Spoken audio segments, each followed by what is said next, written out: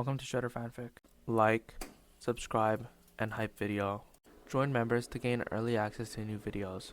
After the main character dies inside of his previous life, he gets reborn inside of Mushoku Tensei. He has Dante's template. What is he gonna do inside of Mushoku Tensei? Hit you. Wrong. Emotionally hit you. Also wrong. The lesson hurt my pride more than my body. That was impressive because Paul hit me with a padded stick every time I stepped into Rudius's casting angle. Again. Again. Again. By the fifth hit, I understood why Roxy had warned me about standing in front of everything. It felt protective. It was also selfish if I did it because I did not trust anyone else to help. The next time Paul moved, I stepped diagonally instead of straight across. Rudius had space to cast. A small earth wall rose between Paul and Zenith's laundry line, which had been declared the civilian target for the drill. Paul stopped. Better. Rudius blinked at his own wall. That worked. Do not sound so surprised, I said. I am surprised you moved correctly. Enjoy your victory while it lasts. Zenith clapped from the porch. No laundry was harmed. The true measure of heroism, I said. The afternoon brought trouble small enough to be annoying and large enough to matter. A village boy named Tomas fell from a low barn roof while trying to prove he could climb faster than his friends. He landed badly, screaming before anyone reached him. Rudius and I were close enough to hear it. My body moved first. That was the problem. I reached Tomas before his father did. His leg was twisted wrong. His face had gone pale with shock. The template stirred. Not because there was a fight, because panic felt like action, and action was where the power liked to live. I clenched my fists at my sides. Rudius slid into place beside me, breathing hard. Leon. Not a monster, I said through my teeth. Not a fight. Tomas sobbed. His father shouted for someone to fetch Zenith. I wanted to do something, anything, pick him up, carry him, force the world to stop hurting a child because I had power and power should be useful. Roxy's note flashed through my head. You are not a weapon. I looked at Rudius. Can you cool the swelling without moving the leg? He nodded too fast, then slowed himself down. Yes. Do that, I will keep people back. That was all. No violence, no style, no heroic charge. I stood between Tomas and the crowd, palms open, voice sharp enough to make adults listen. Give him space, do not move him. Zenith is coming. Someone tried to push forward. I stared at him until he stopped. Rudius worked carefully. Zenith arrived and took over. Tomas kept crying, but he was breathing awake and not being jostled by 10 frightened villagers trying to help badly. When it was done, Rudius sat in the grass and put his head in his hands. I sat beside him. You did good, I said. I almost froze. You didn't. You almost ran in like an idiot. I stopped. He looked at me then, tired and serious. Yeah, you did. No sync number appeared. No reward. Just Tomas's father thanking us in a shaking voice, while Zenith gave instructions and Paul arrived late with his sword half drawn because he had heard screaming. The quiet house waited for us when we returned. It still felt strange. But that night, when Rudius and I sat outside with our training notes between us, it did not feel empty. It felt like a place Roxy had left work for us to do. Chapter 17, The First Letter Asterisk. Roxy's first letter arrived 8 days after she left. The messenger handed it to Zenith in the middle of lunch, which meant the soup was abandoned, Paul's bread was forgotten, and Rudius nearly knocked over his chair standing up. I stayed seated because I had dignity. Also because Zenith had already taken the letter, and tackling my mother for mail felt like poor strategy. It is addressed to the household, Zenith said, smiling. Paul leaned forward. Read it out loud. Let the boys breathe first. I am breathing, Rudius said immediately. Poorly, I added. He glared at me. I took his abandoned bread. Zenith opened the letter carefully. Roxy's handwriting was neat, compact, and somehow judgmental even from a distance. She wrote that the road had been safe. She had reached the next town without trouble. The inn was mediocre. The soup was worse than Zenith's. She had found a bookseller with one useful text and 3 fraudulent ones.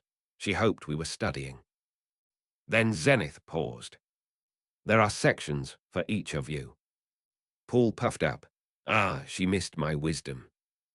Zenith read, Paul, please do not use training as an excuse to strike your sons in the head, unless they have truly earned it. Rudius choked. I put a hand over my heart, still teaching from afar. Paul folded his arms. That is affectionate criticism.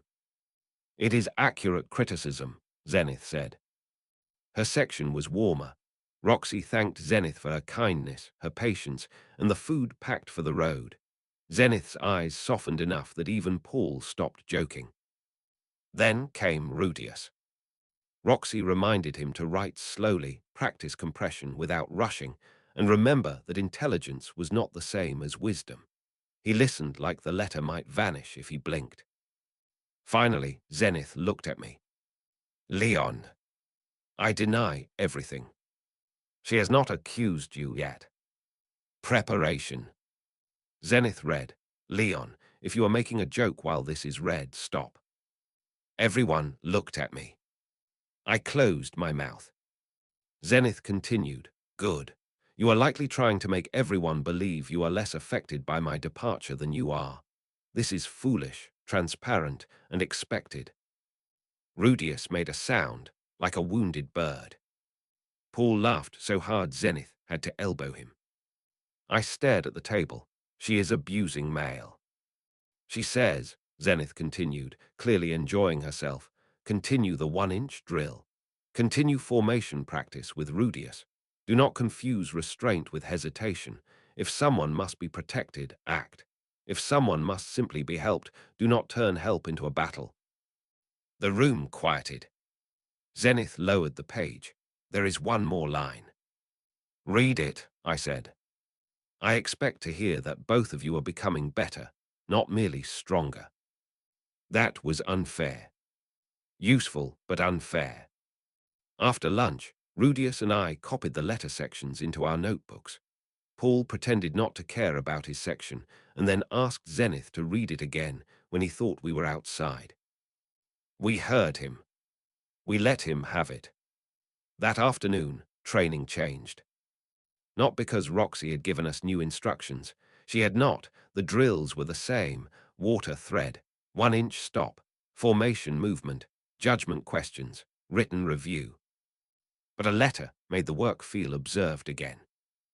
Rudius stood behind me in the yard, hands raised, eyes on Paul. I stood forward and left of him, not blocking his casting line. Paul attacked in short bursts, changing angles. I wanted to intercept everything. I did not. When Paul moved right, I shifted enough to draw his attention, but left Rudius space. Rudius raised an earth lip under Paul's front foot. Paul stumbled, recovered, and grinned. Good. Then he threw a padded practice knife at Rudius. My hand snapped up. I caught it. The movement was too fast. Not full power, not even close, but enough that the air cracked and the wooden handle split in my grip. The template woke like a lifted eyebrow. Paul stopped smiling. Rudius went still behind me. I looked at the broken practice knife in my hand. Nobody was hurt. That mattered. But I had moved before choosing how much force to use. That mattered too. Again, I said. Paul studied me. You sure? Again, slower first. He nodded. The next throw came slower. I caught it without breaking it. Again. Again. By the 10th throw, my hand moved quickly but closed softly. The knife stayed whole. Rudius stayed protected. Paul stayed annoying. The template settled without speaking. I preferred that. A number would have made the lesson feel complete when it was not. Later, Rudius found me by the fence. "You scared me for a second," he said. "I scared me too. You asked for the drill again. Roxy said become better, not merely stronger. You listened. Do not spread that around. I have a reputation." Rudius smiled, but it faded into something more thoughtful. "I think we should write back." "Obviously. What do we say?" I looked at the house, at Paul pretending to inspect the broken practice knife, at Zenith folding Roxy's letter with the care usually reserved for family keepsakes. "The truth," I said, "edited so she does not come back just to yell at us." Rudius nodded. "So not the knife thing." "Especially the knife thing. If we hide every mistake, she cannot keep teaching us." He looked surprised. Honestly, so was I. We wrote the letter together after dinner. Rudius explained the water drills, the injured village boy, and Paul's training. I wrote about breaking the practice knife and then learning not to. I only added 3 jokes, which showed heroic restraint. At the end, I wrote one line without asking Rudius. "We are trying to become better." Then I stared at it for a long time. The words looked small. The work behind them did not. When the letter was sealed, I placed it beside Roxy's note and the ribboned spoon. The future was still too large. But for the first time since she left, it felt like our teacher was not gone from the story. She was just farther down the road, expecting us to keep walking.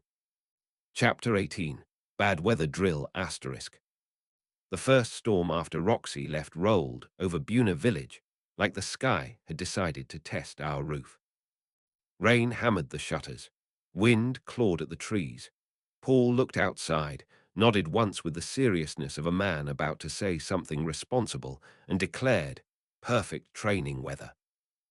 Zenith stared at him over her sewing. "No. But weather is part of battle. So is illness, and I am not poisoning the children for realism." Rudius hid a smile behind his cup. I raised a hand. For the record, I also vote against educational pneumonia. Paul looked betrayed. "Cowards, all of you." Zenith smiled sweetly. "Alive cowards." Training moved indoors, which should have made things easier. It did not. Indoor training meant Paul had to invent drills that did not break furniture, and Paul treated that as a personal insult. He placed 3 candles on the table and pointed at Rudius. "Put out the middle flame without touching the others." Rudius blinked. "That is Roxy's cup drill."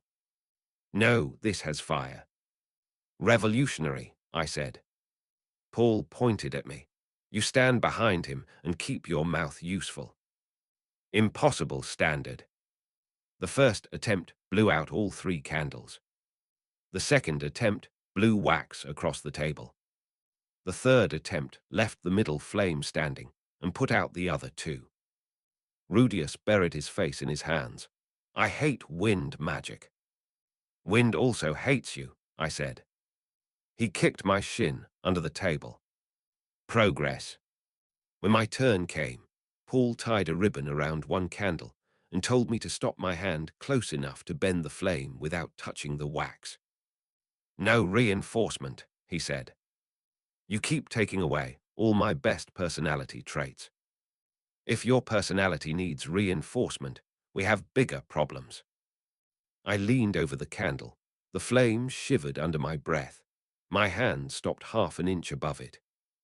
Too close, heat bit my palm. I pulled back with a hiss. Rudius looked up, burned. My dignity, mostly. Zenith took my hand anyway. The skin was red, but not blistered. She gave Paul a look that could have turned stronger men into furniture. Paul coughed. "Maybe no candle drills." "Wise," Zenith said. The storm worsened by noon. A branch snapped outside with a crack loud enough to make Rudius jump. Rain came through a small leak near the back window, dripping into a pot Zenith placed beneath it. Domestic crisis. Very dramatic. No monsters, no bandits, no template reward, just a roof being rude. Then someone pounded on the front door. Paul opened it with one hand, already near his sword. A village woman stood outside, soaked through, clutching her shawl. The east ditch is flooding. Tomas's father needs help moving the goats before the lower shed goes. Paul was moving before she finished. So was I. Zenith caught my shoulder. Not hard, enough. Think first. The words landed like Roxy had spoken them. I stopped. Not because I did not want to run. I wanted to run so badly my legs hurt. A flood meant panic, animals, people slipping in mud, something easy to make worse with too much strength. Rudius grabbed his cloak. We can help without fighting. That sounds fake, I said. Roxy would approve.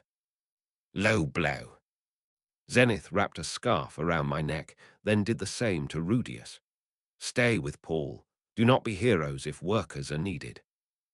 What if heroic workers are needed? I asked. Then be quiet, heroic workers.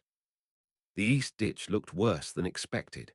Water had overflowed into the low path beside the goat shed. Men were trying to drag animals uphill, while the goats screamed like they had strong opinions about weather. Paul took command naturally. That was one of his better traits. He could be foolish at breakfast and useful in a crisis without changing clothes. Rudius earth wall along the ditch, low and angled. Leon carry feed sacks uphill. No rushing. Feed sacks. Not goats, not fallen beams, not dramatic rescues. Feed sacks. I stared at him. Paul stared back. You heard me. I wanted to argue. Then I saw two younger children trying to pull a soaked sack through mud while their mother fought with a gate. Fine. Feed sacks mattered. I lifted one carefully. Heavy, wet, awkward. My body wanted to make it easy by pulling on the template, by turning the weight into a joke. I did not let it. One sack. Then another. Rudius shaped earth with tight focus, building the little wall in sections so the water curled away instead of smashing straight through. He looked terrified of making a mistake. He kept going anyway. A goat broke loose and ran toward the ditch. Every part of me lit up. Move. Fast. Now. I stepped, then stopped myself from launching. Too much force would hurt the animal. Too little, and it might go into the water. Left, I shouted. Paul turned. Rudius raised a small bump of earth. The goat stumbled sideways instead of forward, and I caught it around the middle with both arms, sliding in the mud rather than yanking. The goat kicked me in the stomach. I saved you, I wheezed. It screamed in my face. Ungrateful. By the time the worst of the flooding was contained, everyone was soaked, filthy, and miserable. No one had died. No animals had been lost. The lower shed was damaged but standing. Tomas's father clasped Paul's hand, then Rudius's, then mine. Good work, he said. Not amazing, not heroic, good work. I liked that more than expected. Back home, Zenith made us strip near the door and wrapped us in blankets before we tracked half the road inside. Paul told the story of the goat kicking me 3 times before dinner. Rudius laughed harder each time. I allowed it because he had earned the laugh with excellent earth magic. That night, I wrote to Roxy. We helped during a flood. I carried feed sacks and was assaulted by livestock. Rudius redirected water without panicking. I did not turn it into a fight. I paused, then added. That last part was harder than the goat. No sync number came. No power stirred. Outside, the storm finally began to soften. The roof still leaked. The house still missed Roxy. My stomach still hurt where a goat had expressed its worldview. But Buna village was safe for the night. Quiet work counted.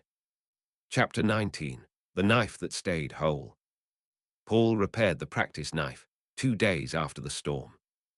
He made a ceremony of it, because Paul could make a ceremony out of sharpening a stick if enough people were forced to watch. "Behold," he said, holding up the wooden knife, "the return of a fallen warrior." Rudius looked at me. "You killed it. It died protecting you. From father. A noble death." Paul flipped the knife once and caught it by the handle. "Today, we do the drill properly." Zenith looked up from the porch.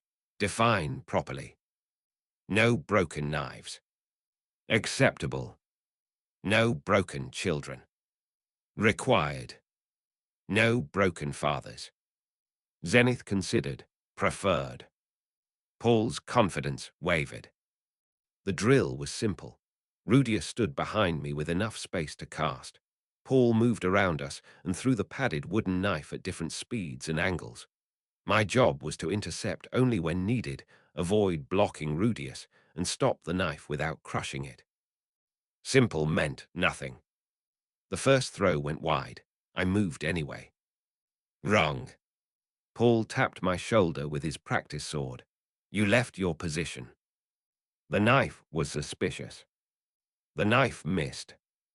Suspiciously. Again. The second throw aimed at Rudius's leg. I caught it, but I stepped directly into his casting line. Rudius lowered his hands. I could not see. "You have other senses. Not useful ones." Again. By the sixth throw, I was sweating. Not from effort, from restraint. My body kept trying to solve the drill by being faster than the problem, but speed alone made me sloppy. Paul saw it. "You are guessing." "I am making stylish predictions." "You are guessing." "Accurately, sometimes." Again. The seventh throw came at Rudius's chest. I waited half a heartbeat, longer than instinct wanted. Rudius shifted left, exactly like we had practiced. That opened my angle. I caught the knife between 2 fingers. No crack. No splinter. No blocked spell line. Paul grinned. "There." I looked at the knife, whole. It should not have felt like victory. It did anyway. Rudius exhaled behind me. Again. "Listen to you," I said, volunteering for danger. "I trust you." That was a horrible thing to say during training. My grip tightened. The knife creaked. I loosened my hand before it broke. Paul noticed. Rudius noticed. Zenith probably noticed from inside the house because mothers had surveillance powers. Trust was heavier than a knife. We continued until Paul ran out of creative angles and Rudius ran out of patience. The knife stayed whole. So did everyone else. After lunch, Zenith gave us written work from Roxy's old lesson plan. Rudius finished his quickly. I stared at mine like it had insulted my family. The question was simple. What is the difference between hesitation and restraint? I hated it immediately. Hesitation was fear, stopping your hand. Restraint was choice, stopping your hand. That sounded good, too good. The kind of answer adults liked because it fit cleanly on paper. Real life was messier. When Tomas fell from the roof, fear had stopped me and choice had followed. During the flood, I had wanted to move before thinking. With the practice knife, I had waited because moving too early would make things worse. I wrote, "Hesitation is when fear decides before you do. Restraint is when you decide before power does." Then I stared at it. Rudius leaned over. "That is good. Do not sound surprised." "I am a little surprised." "Cruel but fair." Zenith read it later and went quiet. Then she kissed the top of my head, which was extremely damaging to my image. The afternoon stayed peaceful until a merchant wagon reached the village with a cracked axle and 2 angry guards. Paul went to help because he knew wagons, swords, and how to look useful near both. Rudius and I followed because Zenith said helping neighbors counted as study if we paid attention. The merchant was a narrow-faced man with a wet cloak and a voice like a door hinge. I paid for guards, he snapped, not excuses. One guard had blood on his sleeve. The other kept glancing at the road behind them. Paul saw it too. His posture changed. Bandits, he asked quietly. The injured guard nodded. 3, maybe more. We lost them in the rain 2 miles back. My skin went cold and sharp. There it was. A real threat. Not a goat, not a knife, not a written question. Paul looked at us.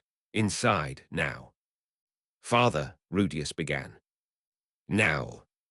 I wanted to argue. Every part of me wanted to say I could help, that I had killed monsters, that bandits were exactly the kind of danger my power existed for. Then I saw the injured guard's face. Pale, shaking, alive because someone had stopped the bleeding badly but fast. This was not a stage for me. It was a situation. Rudius, I said, we get Zenith. He stared at me for half a second, then nodded. We ran. Not toward the road. Toward help. Zenith grabbed her supplies. Paul gathered men from the village. Rudius and I relayed what we knew, marked the road direction on a dirt sketch, and helped move children indoors. That was the job. It was not satisfying. It was necessary. The bandits never reached the village. Paul and the other men found signs of them turning south after the storm made the road too difficult. No fight. No heroic moment. No blood. At dinner, Paul watched me across the table. You listened today. I do that occasionally. You wanted to come. Yes. But you got Zenith. The guard needed help. The village needed warning. Paul nodded once. Good judgment. The template stirred then. Not loud, not hungry. Acknowledging. Dante template synchronization. 1.2%. I closed my eyes. Rudius noticed immediately. Increase. Tiny. For not fighting. I looked at the repaired practice knife on the shelf, still whole after a full day of drills. For choosing the right job, I think. Paul leaned back, not understanding the full conversation, but catching enough of the shape. Zenith smiled like she understood more than she said. That night, I added a line beneath my answer on restraint. Sometimes the right fight is making sure someone else survives long enough to fight it. The words were not stylish. They were true. Chapter 20, South Road Signs. The bandits turning south should have made everyone relax. It did not. Adults were strange that way.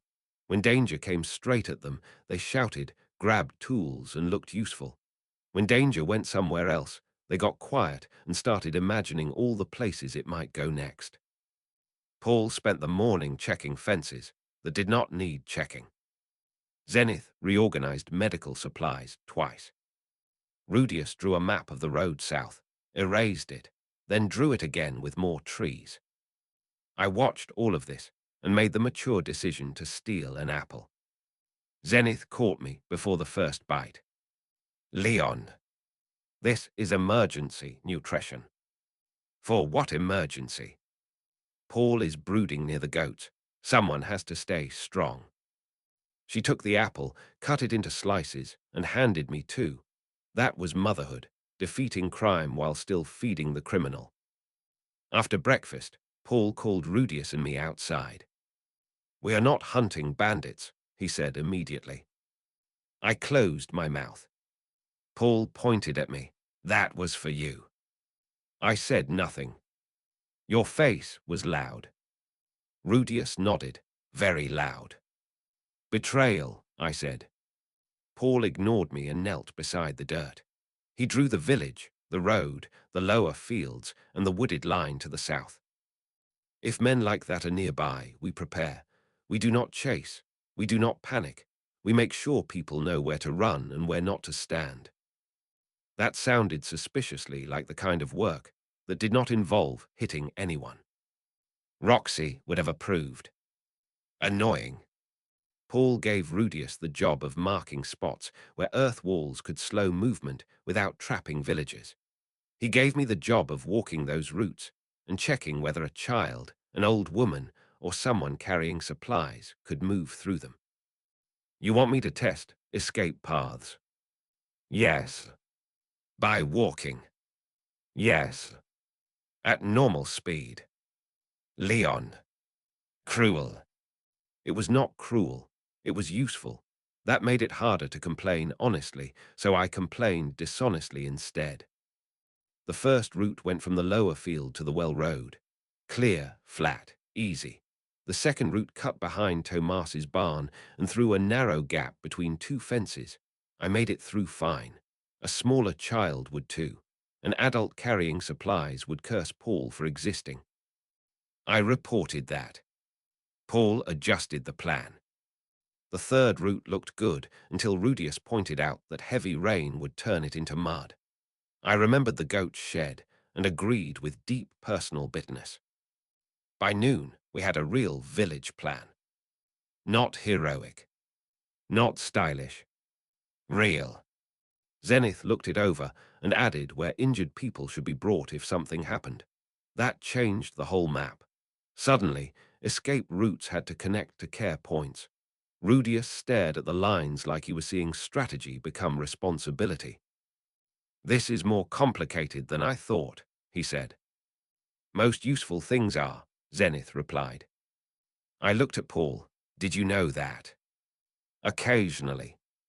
Scary. The afternoon brought a rider from the south. Not a bandit, not a monster. A tired messenger with mud up to his knees and a horse that looked personally offended by roads. Paul spoke with him near the gate. Rudius and I stayed by the porch because Zenith had given us the look that meant do not make me repeat myself. We listened anyway. The bandits had hit a storage shed 2 villages over. No deaths, 1 broken arm, stolen grain. They were desperate, not organized. Desperate was bad. Organized could be predicted. Desperate could do anything. Paul gave the messenger water and sent him on with directions to the village headman. Then he stood in the yard, jaw tight. Father, Rudius asked. We stay ready, Paul said. And if they come here? Paul looked at us both. You get your mother and the younger children to the safe room. I hated that answer. He knew it too. Leon, he said, voice low. If men attack this village, I know you can hurt them. The template stirred under my skin, as if the words had fingers. Paul continued, but the first job is keeping people alive. If you run toward the fight and leave your mother unguarded, you failed before swinging. The words hit harder than a practice sword. I wanted to say I knew. Instead, I nodded. Rudius stood closer to me, not behind, beside. We can do that, he said. Yeah, I said, we can. That evening, we practiced moving Zenith from the kitchen to the storage room without making it feel like practice. Zenith cooperated by pretending to be the worst possible patient. Oh no, she said in a flat voice. I am too frightened to walk sensibly. Rudius stared. Mother. She leaned heavily on him. Save me, my brilliant son. I had to turn around to hide my laugh. Then she did it to me, and somehow became twice as heavy. This is unrealistic, I wheezed. People rarely become convenient during emergencies, Zenith said sweetly. Point made. By night, everyone was tired. No bandits came. No monsters howled. The village slept under a plan most of them did not know had been tested by 2 children and a mother with a dangerous sense of humor. I wrote another line in my notebook. Protecting people starts before the fight. The template stayed quiet. Good. I was starting to understand that the quiet lessons were the ones trying hardest to keep us alive. Rudius read the line over my shoulder and did not make fun of it. That was how I knew it mattered.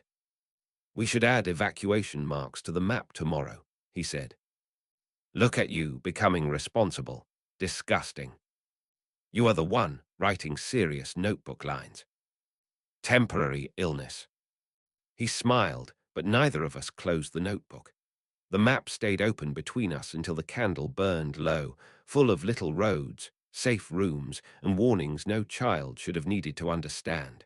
We understood them anyway. Chapter 21. Grain Thieves. The bandits came 3 nights later. Not with torches, not with screaming, not like villains in a story who wanted everyone to know they had arrived. They came hungry and quiet, slipping toward the grain shed behind the mill, while most of Buna village slept. They might have gotten away with it if Paul had not placed old bells near the low fence. The first bell rang once. Soft. Almost nothing. Paul was out of bed before the second. Rudius and I were already awake because neither of us had been sleeping well. The moment Paul's door opened, Rudius grabbed his cloak. I grabbed the notebook because my sword was not allowed beside my bed anymore after the incident Paul called deeply concerning, and I called efficient access. Zenith met us in the hall. Plan, she said. One word, no panic. That helped. Rudius and I moved with her to the storage room, just like we had practiced. My body screamed at me to go outside. Every instinct wanted the road, the grain shed, the fight. But Zenith's hand was on my shoulder. Rudius was beside me. The first job was keeping people alive. We reached the storage room. Zenith took the medical kit. Rudius knelt near the door and shaped a low earth ridge across the threshold, enough to slow someone rushing in without trapping us. I listened. Voices outside, low and harsh. Paul shouted. Someone cursed. Wood cracked. The template woke. Not a number, not yet. A pressure behind my ribs, waiting for permission. Zenith looked at me. Leon. I'm here. Stay here until the plan changes. That was harder than fighting. Then someone screamed from the yard. Not Paul. A child's scream. The plan changed. Zenith's face sharpened. Go. I moved. Rudius followed. The yard was chaos in moonlight. 3 men near the grain shed.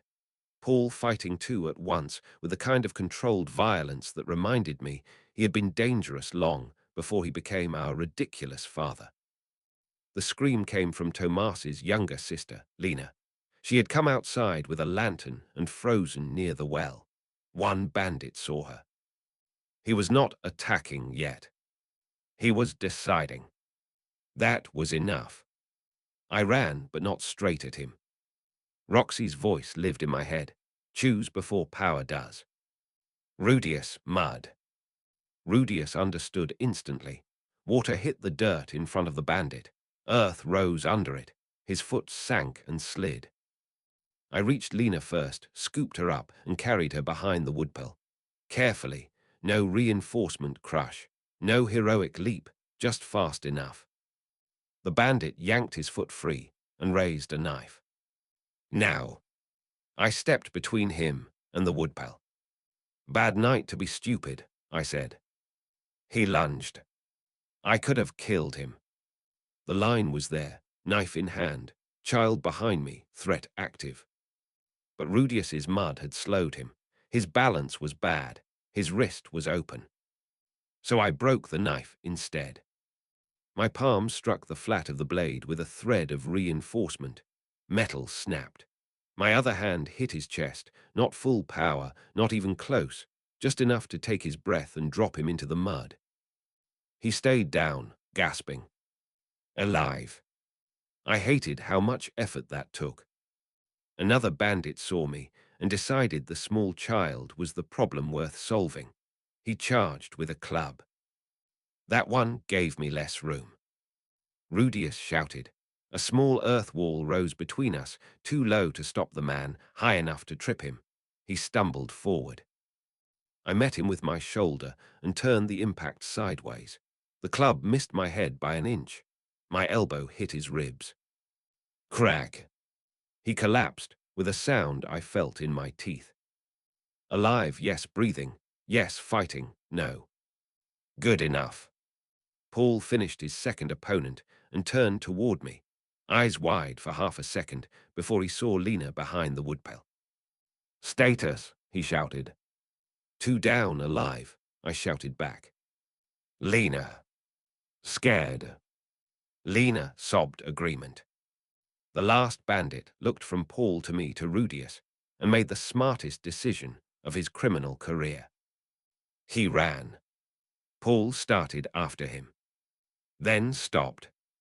Because the grain shed door was open, one man was still moving, and the village was waking around us. He chose the right job too. The rest happened in pieces. Men from the village arrived with lanterns and farm tools. Zenith treated injuries. Rudius kept his earth walls low and useful. I stood near Lena until her mother reached her. The bandits we caught lived. One had broken ribs, one had a bruised chest and no knife. Two had Paul's work written across their bodies in darkening marks. None were dead. Nobody from the village died either. That mattered more. Afterward, Paul sat beside me on the porch, while the adults argued about what to do with the captured men. You could have killed the one with the knife, he said. Yeah. Why didn't you? I looked at my hands. They were shaking now that everything was over. Cowardly timing, but bodies were rude like that. Because Rudius slowed him. Because Lena was behind me, but not in his reach yet. Because I had another option. Paul was quiet. If I didn't, I said, I would have killed him. And felt. I thought about lying. Fine with it if it saved her. Paul nodded slowly. That answer scares me. Me too. Good. The template stirred. Dante template synchronization, 1.21%. Style rank B, controlled engagement. I laughed once, tired and humorless. Paul looked at me. Increase. Yeah. For not killing. For choosing. Rudius came over then, muddy and pale. He sat on my other side without asking. Lena is okay, he said. I closed my eyes. The night smelled like rain, mud, blood, and broken grain sacks. No one cheered. Good. This had not been a victory worth cheering over. It was work done before worse things happened. For now, that was enough. Chapter 22. After the grain asterisk. Morning made the grain shed look worse.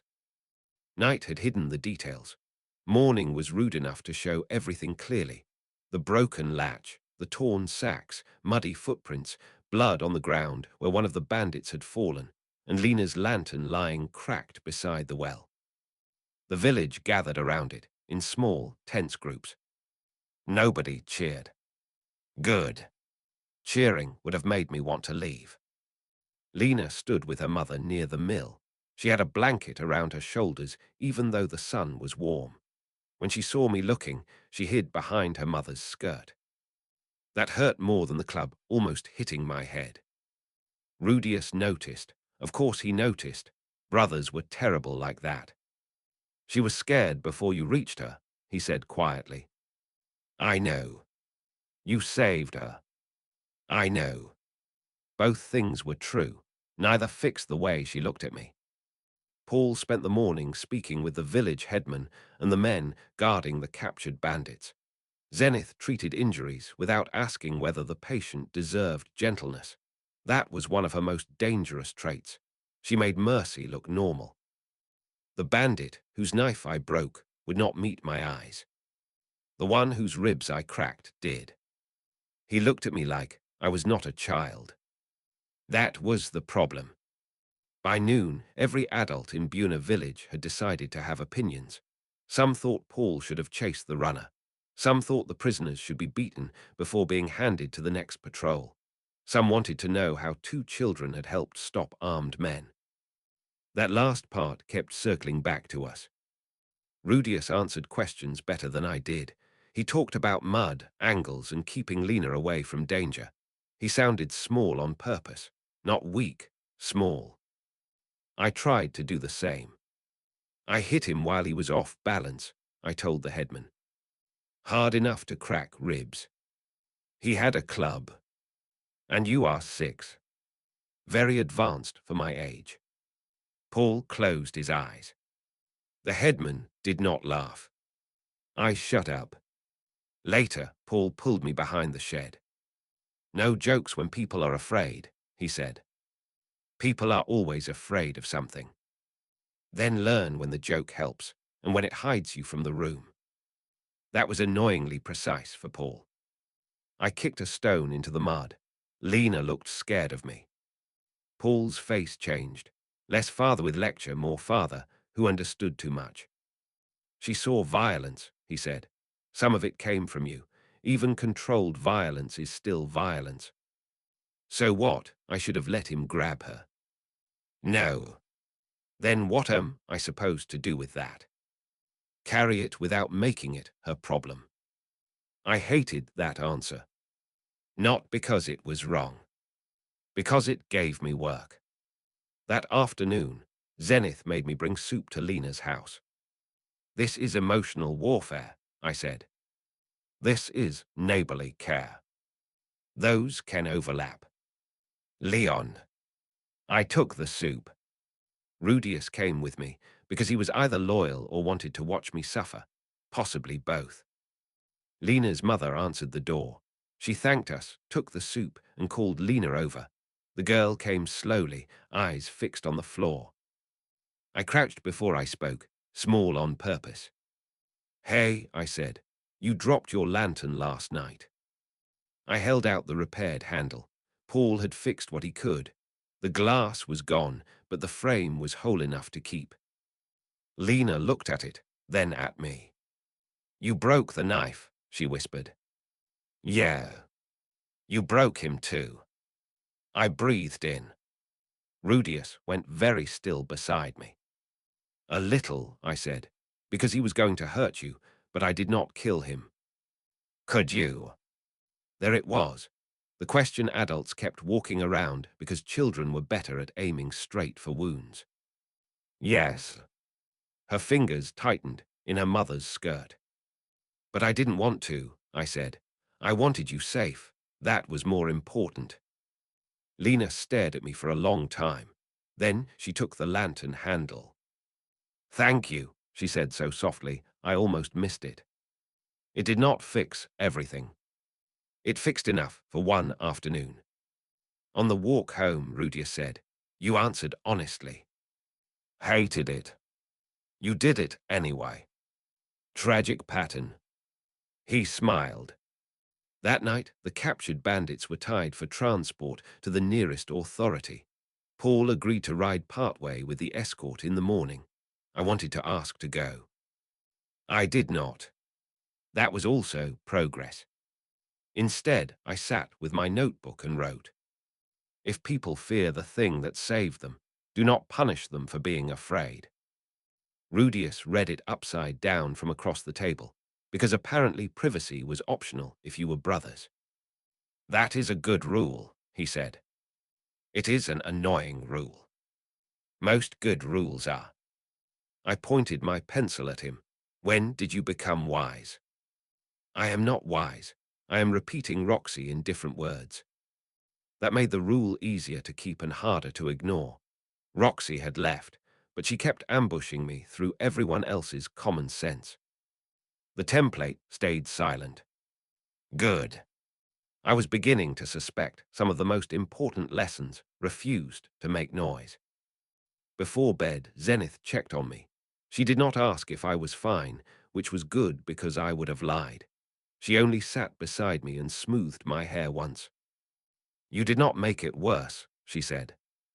That was not the same as making it better. Some days it was enough. I leaned into her side for exactly 1 second, then pretended I had only shifted because the chair was uncomfortable. Zenith did not call me on it. That was mercy too. I wrote that down later, smaller than the rest. Not because it was less important, because it was harder to admit. Chapter 23, Paul's Escort ***. Paul left with the prisoners after sunrise. He tried to make it look casual. That was his first mistake. Paul could look casual while stealing food, flirting with Zenith, or pretending he had meant to trip during sword practice. He could not look casual while checking his sword 3 times and kissing Zenith like he was memorizing her face. Rudius noticed. I noticed. Zenith definitely noticed. I will be back before nightfall, Paul said. You will be careful, Zenith replied. Naturally. Paul. He straightened, very careful. The prisoners were tied in a cart guarded by 4 village men. The bandit with broken ribs looked grey and furious. The man whose knife I had broken kept his eyes down. The runner was still out there somewhere. That fact sat in the yard like a 5th prisoner. Paul crouched in front of us before leaving. You both listen to your mother. Always, I said. Rudius looked at me. Often, I corrected. Paul pointed at me. No patrols, no clever investigations, no following tracks. You wound me. That is the goal. Then he looked at Rudius, and do not let him talk you into making his bad ideas sound thoughtful. Rudius nodded solemnly. I will try. Betrayal from all sides, I muttered. Paul ruffled my hair, which was an act of war, and left with the cart. The village felt strange without him. Paul was not always useful, but he was loud enough to make danger seem personally offended by his existence. With him gone, every creak of wood and snap of branch sounded too sharp. Zenith handled it by giving us chores. There were always chores. Civilization was built on adults discovering new ways for children to carry things. Rudius checked water jars. I stacked firewood. We both helped repair the grain shed latch under Zenith's supervision. It was practical work, which meant it gave my mind less room to invent disasters on the road. Less room was not no room. By midday, I had imagined Paul ambushed 6 different ways. Rudius caught me staring south. He is strong, he said. Strong people still blade. Yes. That was the problem with Rudius. He did not hand out comforting lies unless he thought they were necessary. I respected that. I also hated it. We ate lunch on the porch because Zenith wanted to watch the road without saying she wanted to watch the road. Then Lena came by with her mother. She held the repaired lantern handle in both hands. I wanted to give this back after saying thank you properly, she said. I froze. Rudius kicked my ankle lightly. Words right. You can keep it, I said. It's yours. It is broken. So am I sometimes, still useful. Zenith made a tiny sound that might have been warning.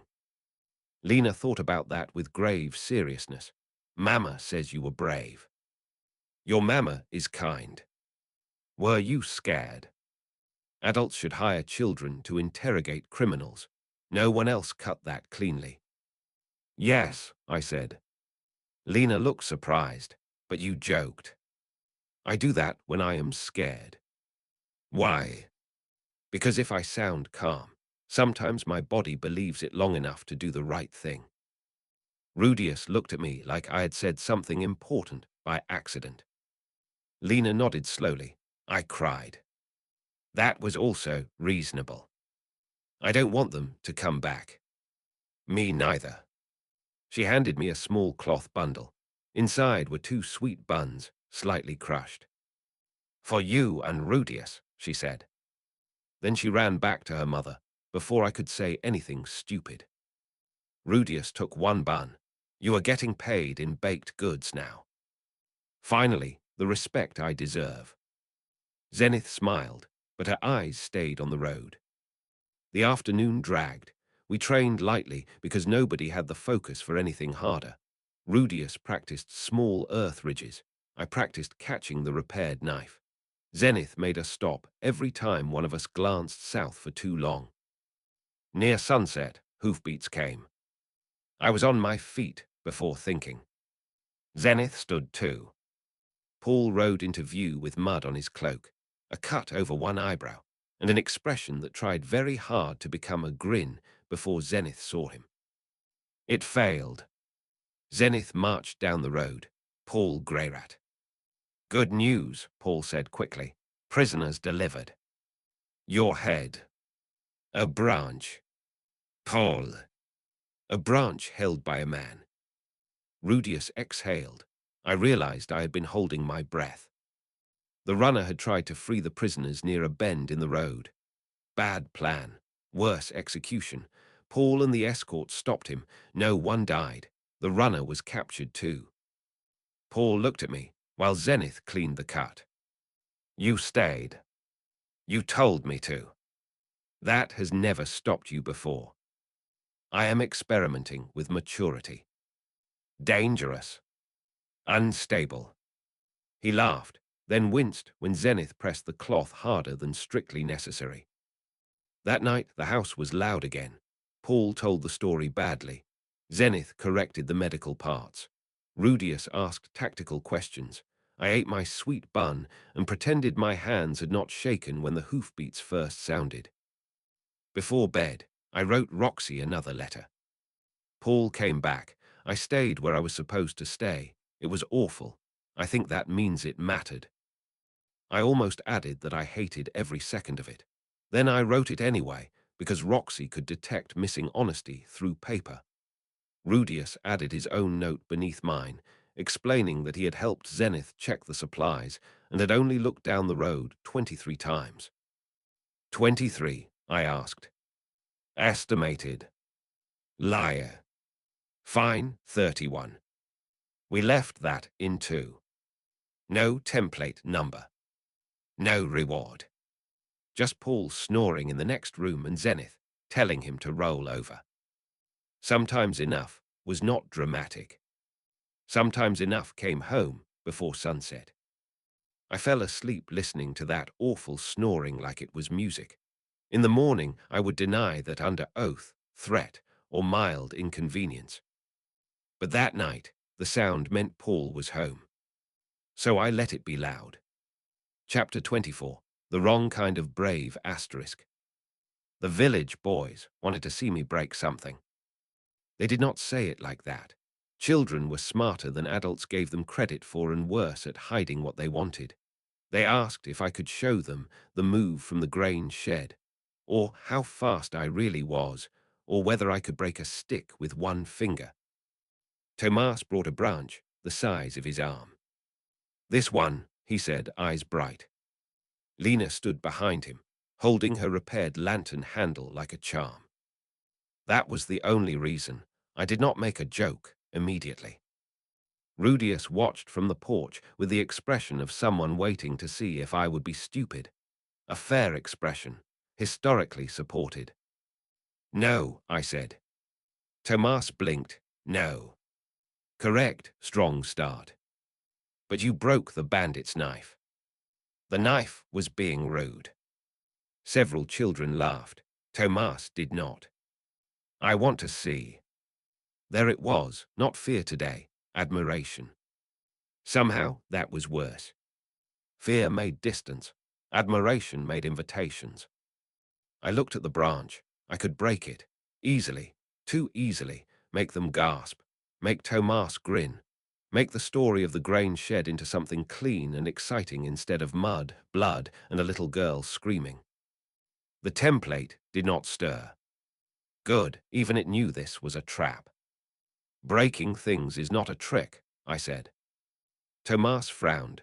Then what is it? I did not have a good answer. Rudius came down from the porch. It is something you do when breaking is better than what happens if you don't. The children turned to him. He went pink under the attention, but kept going. like the knife. Leon broke it because the man holding it was dangerous. Can you do magic? Another boy asked. Rudius froze. I stepped in.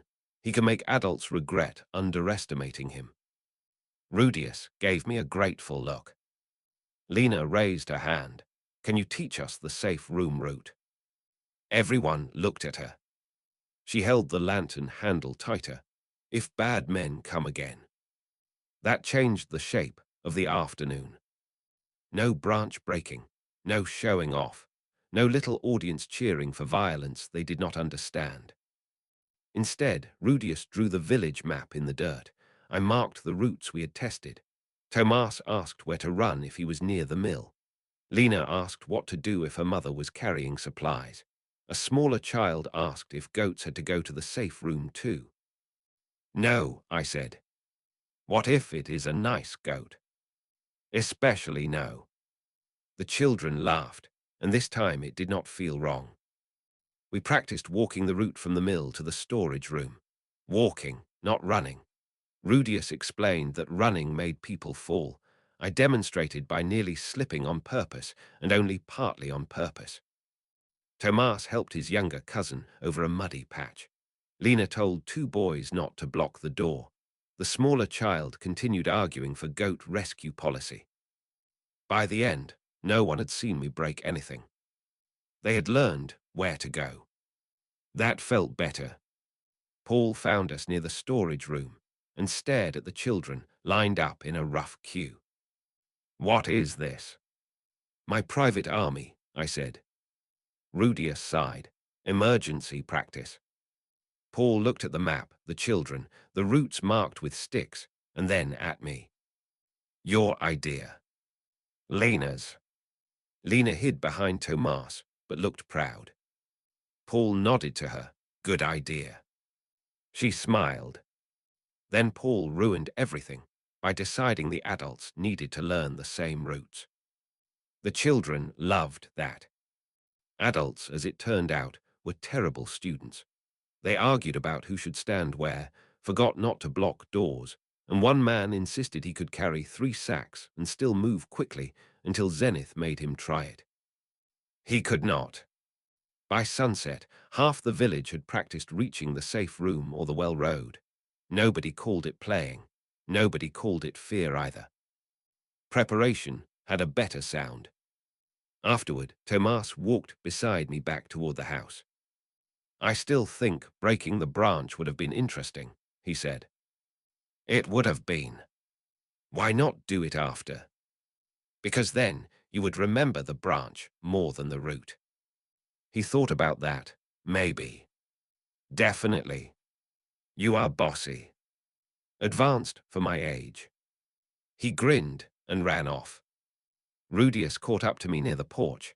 That was good. I know. You did not know at the start. Details. He smiled. You wanted to show off. Obviously. But you didn't. I looked at my hands. No shaking today. That was something. The wrong kind of brave is easy, I said. You just do the thing that makes people stare. And the right kind. Across the yard, Lena showed her mother the root marks in the dirt. Tomas argued with the smaller child about goats. Paul was trying to convince Zenith he had been an excellent student. Zenith looked unconvinced in a loving but lethal way. The right kind makes them safer after they stop staring. Rudius nodded.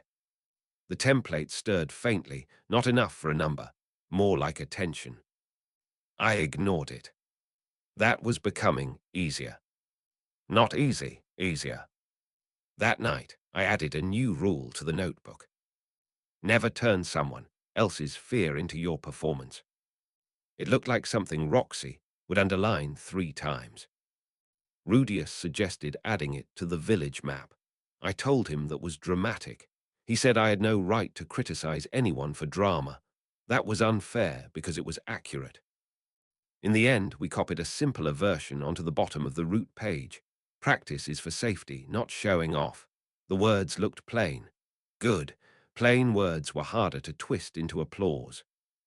The next day, Tomas brought the branch again. He looked at the root page, then put the branch down without asking. That felt better than breaking it ever could have. I hoped she did when the next letter reached her. Chapter 25, A Letter with Teeth. Roxy's next letter arrived with a question sharp enough to bite. Zenith read the household parts first. Travel was safe. The road east was muddy. The innkeeper in the last town watered the soup so badly that Roxy considered it a personal insult. She had found a book on chantless casting that was wrong in 3 places and useful in 1. Then came the section addressed to us. Rudius, your last explanation of the flood wall was good. Your diagram was less good. Practice making your drawings clear enough that someone else can use them under pressure. Rudius winced. Fair. Zenith continued. Leon, your line about not turning fear into performance was good. I sat up straighter. Do not become proud of having written it.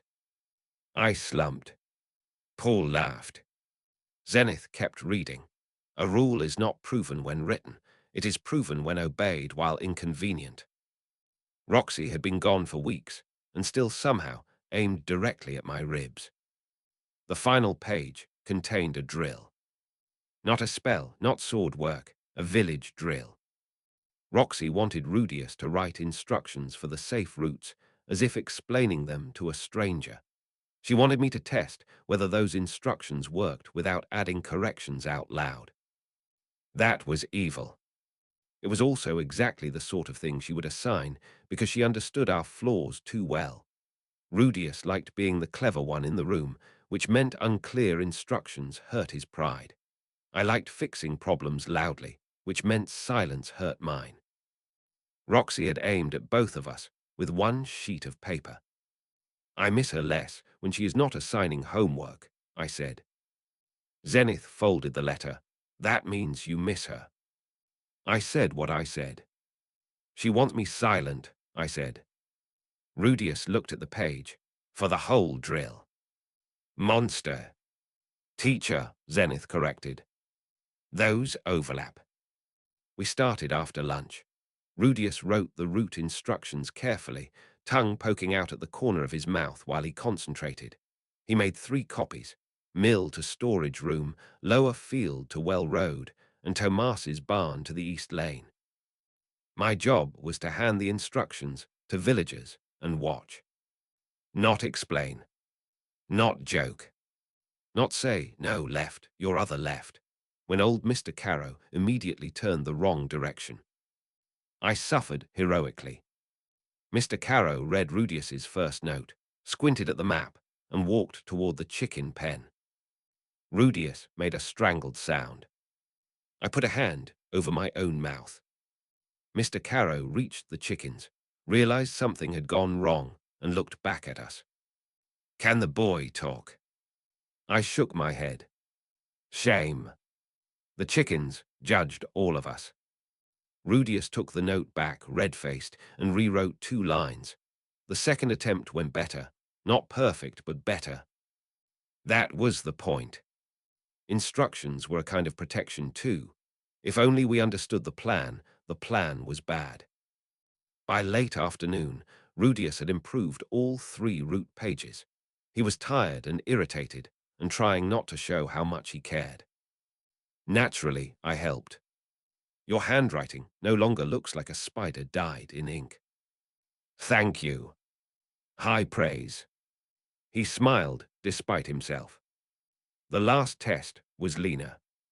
She took the route page with both hands and read it slowly. Her lips moved around the words. Tomas stood beside her, trying very hard not to interrupt. She followed the route from the mill to the storage room perfectly. Rudius looked like someone had handed him a medal. Lena returned the page. This one is good. Only because Rudius is secretly competent, I said. Not secretly, Rudius muttered. Lena looked at me. You were quiet. Painfully. It helped. That made the whole terrible exercise worth it. Later, Paul reviewed the pages and nodded. These are useful. Rudius pretended not to glow. Zenith copied the clean versions onto better paper. She asked me to add one line at the bottom, so I wrote carefully. Walk first, help the slowest person, do not block the door. Plain words, useful words. That evening, I wrote back to Roxy. Your drill was cruel. It worked. Rudius got better at instructions. I got better at shutting up, which everyone treated like a miracle. I paused, then added. Rules are harder when obeying them makes you look useless. The template stirred. Not a reward, more like agreement. I closed the notebook. Rudius sat across from me, still polishing the final map copy. Do you think she will like it? He asked. Roxy. Yes. She will find 3 things wrong, and 1 thing worth keeping. He considered that. Good. We are broken people, if that comforts us. Probably. Outside, the village settled into evening. No alarms, no bandits, no monsters, just lanterns, repaired doors, and route pages copied by careful hands. The future was still coming. But today, we had made instructions someone else could follow. That was not flashy. It was stronger than flashy. Before bed, Paul pinned 1 copy near the door. Official village defense document, he said. It has my handwriting on it, Rudius said. Then it is an official village defense document with terrible handwriting. Rudius sputtered. I laughed until he threw a pillow at me. For once, the laughter did not feel like hiding from anything. It felt like the house had learned how to breathe around the empty space Roxy left behind. Not filling it, not replacing it. Just breathing. I looked at the pinned route page before going upstairs. The lines were plain, the arrows simple, the warnings practical. Roxy would still find something to fix. That was fine. It meant the lesson was still alive. In my old life, I had thought strength meant being the person who could act when everyone else froze. Here, sitting under a roof that still leaked in one corner, I was starting to learn another kind. Strength could be making something useful enough that people did not need you standing there at all. Chapter 26, The Map Nobody Notices asterisk. The route pages became part of the village faster than I expected. That was the strange thing about useful work. When it worked properly, people stopped looking at it. The first copy stayed pinned near our door. The second went to the mill. The third went beside the well road, wrapped in old cloth so rain would not eat Rudius's improved handwriting. Paul carried another folded copy in his coat and pretended he had not checked it twice a day. Rudius noticed. I noticed. Zenith noticed first, obviously, because she noticed everything. He is proud of you both, she said while kneading bread. Paul, standing outside and very clearly reading the folded route page again, had no idea he was being discussed. Rudius looked down at his own notes. He said the arrows were too small. Paul says many things, Zenith replied. Some are even useful. I heard that, Paul shouted from outside. Good, Zenith called back. Marriage was terrifying. Training changed after that, not dramatically. No new secret technique, no sudden power increase, just small adjustments that made everything more serious. Paul started giving us problems instead of instructions. A fire starts near the mill, he said one morning, drawing in the dirt with a stick. Wind is blowing east. Rudius, what do you do? Leon, where do you stand? Rudius frowned at the map. Earth wall here to keep people from cutting through the smoke. Water if I can reach the well line, but not if it blocks the escape path. Paul nodded. Leon. I move people away from the smoke and keep the well road clear. And if someone runs back for property, I stop them. How? I opened my mouth. Closed it. Paul waited. Depends who, I said. Adult I block and shout. Child I carry. If they fight me, I use enough force to move them, not enough to punish them for panicking. Paul's stick stopped moving. Good answer. I tried not to look pleased. Failed. Rudius smiled at me like he had caught the failure. Traitor. The next problem involved an injured farmer, a frightened horse, and a broken bridge. The one after that involved missing children during rain. None of it was exciting in the way stories like to be exciting. It was all angles, timing, fear, and making sure one solution did not create 3 new problems. By noon, my head hurt. I miss punching things, I said. Paul leaned on his practice sword. Punching things is simple. Beautifully simple. Simple gets people killed when the problem is not simple. You are becoming Roxy. He shuddered. Do not say that. After lunch, Tomas and Lena arrived with a question. They had made their own small map of the path between their houses. It was terrible. The road curved the wrong way, the well looked like a potato, and Tomas had drawn himself much taller than everyone else. Lena held it up anyway. Can Rudius fix it? Rudius looked startled. Me. Your maps work. That did something to his face. Something small and bright that he tried to hide by taking the paper too quickly. I can help, he said. Not do it for them, help.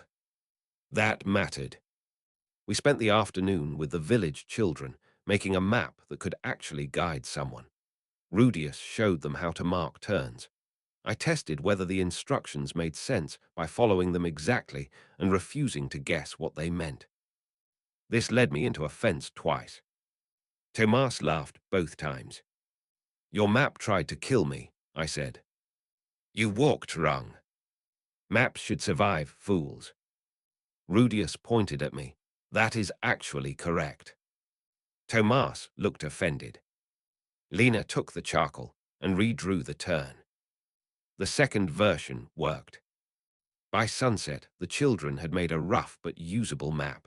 No adults ordered them to do it. No emergency forced them. They had seen a thing that helped and wanted their own version. That felt important. Quietly important. The template stayed silent, which was polite of it. After the others left, Rudius sat beside me on the porch with charcoal smudged on his cheek.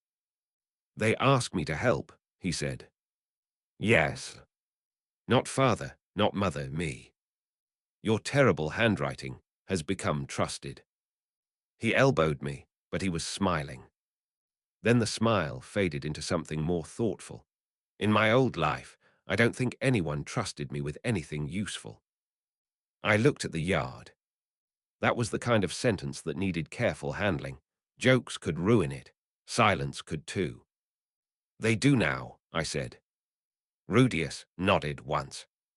We sat there until Zenith called us in. That night, I added to my notebook. If the plan works when no one praises it, it still works. I paused, then wrote another line beneath it. If Rudius gets trusted with useful things, protect that too. The second line embarrassed me, so I shut the notebook quickly. The house breathed around us. Paul snored too early in the sitting room. Zenith hummed in the kitchen. Rudius copied the children's map into cleaner lines, his shoulders relaxed in a way I had not seen often enough. No monsters. No bandits. No applause. Just proof that the work was spreading. For once, I did not need the world to notice. The next morning, the children's map was still pinned near the mill. Someone had added a little drawing of a goat beside the path to the shed. I blamed Tomas immediately. Rudius said that was not evidence. It is goat-related, I said. That is enough. He tried to argue, then saw the tiny angry horns and gave up. The map was ridiculous now. It was also still useful. That combination felt very Buena Village. Paul called the goat, drawing tactical morale. Zenith told him not to encourage whoever did it. I absolutely encouraged whoever did it. Rudius added a note. beneath the drawing that said animals may ignore planned routes. That was probably the most honest sentence on the whole map. Paul read it, nodded gravely, and said, "Good tactical assessment." Rudius looked proud for half a second, before realizing Paul was talking about a goat doodle. I considered that a victory for everyone, except dignity. Chapter 27, The Route Test. The village route pages got their first real test from a cow. Not a monster, not a bandit, not a dramatic threat sent by fate to prove some grand lesson. A cow. Specifically, Mr. Carrow's brown cow, which escaped its pen, knocked over a stack of laundry poles, and wandered toward the well road with the calm confidence of an animal that had never once respected civilization. Tomas saw it first.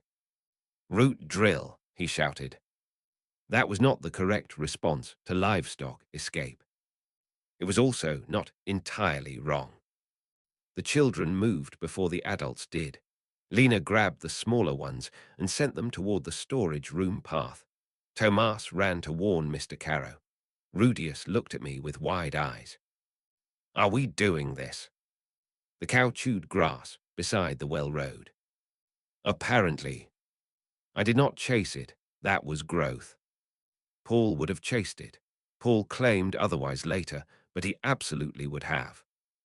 Zenith, who had come outside with a basket of laundry, took one look at the situation and quietly moved the basket out of the line of danger. That was why Zenith was the smartest person in the family. She did not ask whether the cow counted as an emergency. She simply protected the laundry first, because unlike Paul, she understood priorities. Instead, I walked wide around the cow and kept the children from crowding. Rudius raised a low ridge of earth near the ditch, not enough to trap the animal, just enough to encourage a better direction. The cow stared at the ridge, deeply unimpressed. "It is resisting your magic," I said. "It is a cow. A tactical cow." Rudius did not laugh because he was focusing. Lena did laugh, which was better. Mr. Carrow arrived red-faced and wheezing, rope in hand. The cow saw him and made a decision that proved it had a poor relationship with authority. It turned toward the storage room path. The children were already clear. That mattered. The map had worked. I stepped into the cow's path, hands up. "Madam, reconsider." The cow did not reconsider. I moved aside at the last second because being trampled by dairy would have damaged my reputation beyond repair. Rudius made another ridge. Tomas waved a blanket, and Mr. Carrow finally got the rope around the cow's neck. No one was hurt. One laundry pole died honorably. Paul arrived late, sword in hand, and stared at the scene. "Why is everyone looking organized?" "Cow attack," I said. "With formations," Tomas added. Paul looked at the cow. The cow looked back while chewing. It had the expression of a creature that would not be taking responsibility for anything. Zenith came behind him and took in the children standing along the correct route, the clear doorway, and Rudius's little earth ridges. Her smile was small but real. The drill worked. That made everyone pause. The cow tried to eat Mr. Carrow's sleeve. Moment over. Still, the village talked about it all afternoon, not loudly, not with fear, more like people realizing that practice had quietly turned into habit. Rudius pretended not to be pleased. He failed. I had the decency to only mock him twice. Later, Paul ran a real review. He asked Lena what she did first. She said she moved the smaller children. He asked Tomas what went wrong. Tomas admitted he ran too close to the cow. He asked Rudius why he used low ridges instead of a wall. "A wall might have made it panic," Rudius said. Paul nodded. Good. That single word did visible damage to Rudius's attempt at modesty. He stood straighter, not much, enough. I saw it and decided not to tease him immediately. Delayed teasing was a sign of personal growth. Then he looked at me, And you. I negotiated. With a cow. Diplomacy failed. What did you actually do? I sighed, kept people back, did not grab the cow, did not use reinforcement, moved when staying put would have been stupid. Good. The word landed differently now. It did not feel like a prize. It felt like a measurement. That evening, Rudius copied the cow incident into the root notes as a test case. Do not write cow incident, I said. Why? Future generations will judge us. Future generations should know the truth. The truth is undignified. So are you. I placed a hand over my heart. Brotherhood was a mistake. He smiled and kept writing. The template stayed quiet all day. No number, no style rank, no reward for avoiding a humiliating correlated injury. Good. Some days were not about becoming stronger. Some days were about proving the village could move without waiting for me, Paul, or anyone else to become the center of the emergency. That was uncomfortable in a way I had not expected. Part of me liked being useful, another part liked being necessary. Those were not the same thing, and the second one was dangerous. If people needed me every time, then the plan had failed. If they did not need me, my pride complained. My pride was an idiot. That night, I added one line to the notebook. If children can follow the plan during a cow disaster, adults have no excuse. Rudius read it and laughed so hard he had to cover his mouth. I decided that counted as a successful lesson. Zenith later added the cow incident to the family copy of the root notes. She wrote it neatly, with no jokes at all, which somehow made it funnier. Paul wanted to title it Livestock Assault Response. Zenith refused. I wrote it in my notebook anyway. Rudius added a diagram. It was, unfortunately, clear. That meant the cow had improved our documentation standards. I refused to thank it. Some victories demanded boundaries, especially dairy-related ones.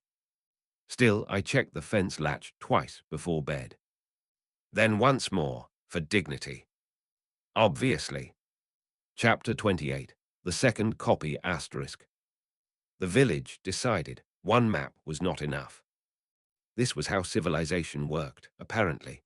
One child drew a useful route page, another child survived a cow incident, and suddenly adults wanted copies. Better copies. Copies that would not smudge in rain, rip in wind, or vanish because Tomas thought the back looked useful for drawing swords. Rudius became the center of this disaster. He handled it badly at first, which meant he handled it like a person. They want 3 more, he asked, staring at the headman as if the man had requested a castle. 4, the headman said.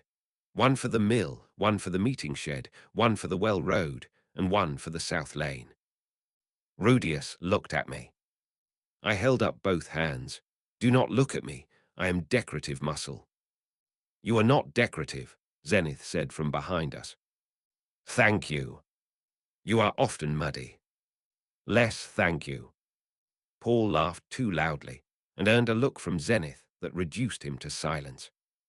The work started after breakfast. Rudius drew. I tested. Lena read each instruction aloud, because if a route only worked for Rudius's brain, it did not work. Tomas carried boards and complained that carrying boards was less exciting than emergency practice. That is because no cow is trying to kill you, I said. The cow was not trying to kill anyone. That is what it wants you to think. Lena giggled. Rudius did not, because he was busy redrawing an arrow for the 3rd time. Watching him work was strange. In our old life, or at least in the pieces he had told me, Rudius had not been trusted much. Here people came to him with questions. Where should this arrow point? How wide should the line be? Does this mean run or walk? Every question made him sit a little straighter. Every answer made him more careful. That mattered enough that I kept my jokes mostly useful. Mostly. The South Lane copy caused problems. The path curved around a storage fence, crossed a muddy patch, and passed close to a ditch. Rudius marked the ditch clearly. Tomas followed the route and still nearly stepped into it because he was reading the next line while walking. Instruction failure, I said. Reader failure, Tomas argued. Maps should survive fools. You keep saying that. Because fools keep proving me right. Rudius rubbed his forehead.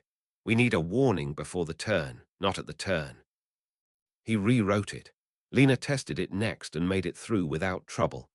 Then one of the younger children tested it while carrying an empty basket because Zenith pointed out that frightened people usually carried something. That failed too. The basket blocked the map. So Rudius added symbols. Simple marks, fence, well, ditch, door. Less reading, more seeing. The younger child passed the route on the next try. Rudius looked quietly thrilled.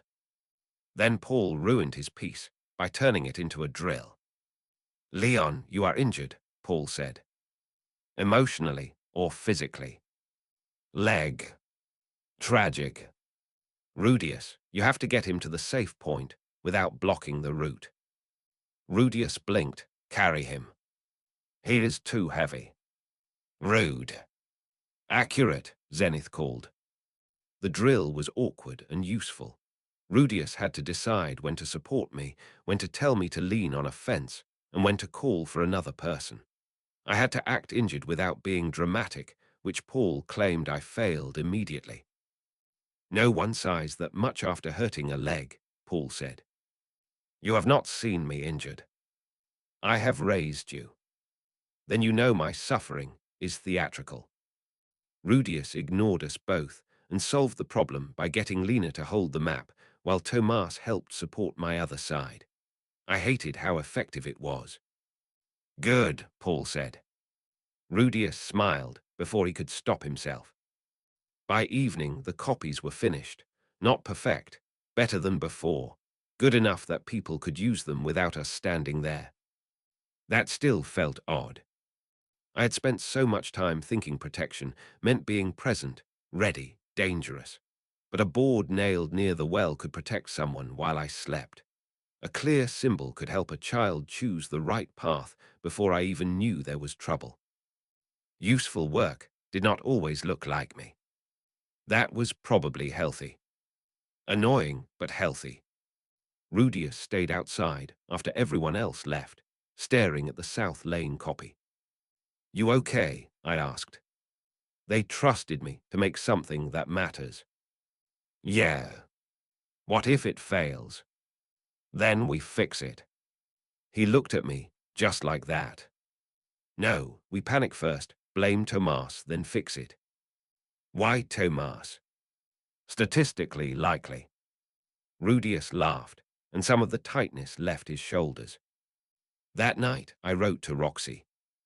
Rudius made root copies that other people can actually use. I tested them by being annoying. This was apparently helpful. Then I added, it is strange when protection keeps working after you walk away. No number appeared. No reward came. The route pages stayed up in the dark, waiting quietly. That was enough. The next morning, I found Rudius checking the South Lane copy before breakfast. Admiring your work, I asked. Checking whether the ink ran overnight. That is less vain, disappointing. He traced one arrow with his finger, then looked toward the road. If someone uses it during a real emergency, I do not want them guessing. That was the kind of answer I could not joke over immediately. So I stood beside him and checked the other corner. The ink had held. So had the work. Rudius smiled at the page like it had answered him. I looked down the lane and imagined someone using those arrows without knowing who drew them. No cheering, no panic, just feet choosing the safer road because Rudius had thought carefully before the danger came. That was protection too. I hated how many forms it kept taking, mostly because I had to respect all of them. Chapter 29. Rain on the South Lane. The South Lane copy failed in the rain. Not completely. That would have been easier to hate. Complete failure was honest. This was worse. The route worked for half the village and confused the other half at the muddy bend near the ditch. We found out because Lena's mother slipped. She did not fall into the ditch. She caught herself on the fence and only twisted her ankle, but only did a lot of work in that sentence. Zenith treated her in the kitchen, while Rudius stood near the door looking like someone had personally insulted his soul. "It was my map," he said. "It was rain," Zenith replied. "The map did not account for rain." "Then now it will." That was Zenith's gift. She could make a correction sound like survival instead of failure. Rudius nodded, but his hands stayed clenched. I wanted to tell him it was fine. It was not fine. A woman had gotten hurt, not badly, but enough. Telling him it did not matter would insult the work and the injury both. So I said, "We fix it before dinner." He looked at me. "Before dinner." I am highly motivated by food. That got half a smile. We went to the South Lane in the rain. Paul came with us, partly to supervise and partly because Zenith told him to be useful somewhere else. Tomas and Lena followed despite being told not to, which meant they were village children with excellent selective hearing. The problem was obvious once we watched people use the route. Rain blurred the charcoal arrow. The ditch marker looked like a fence marker when wet. The safest step was not where the page told people to look. The map was correct in dry weather and misleading in bad weather.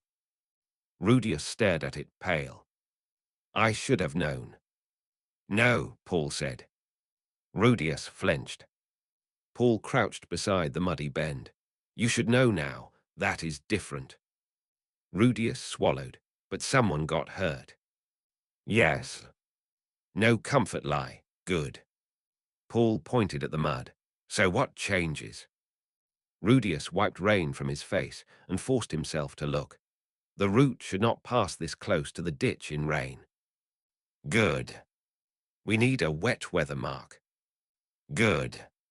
And a rope line from the fence to the safer side." Paul nodded. "Better. We got rope, we got boards, we got wetter." My job was testing the new route while pretending to carry weight. Tomas suggested I carry him. I suggested he carry his own ego. Lena solved the argument by handing me a sack of damp sand. "This village has turned against me," I said. "Walk," she said. Ruthless child.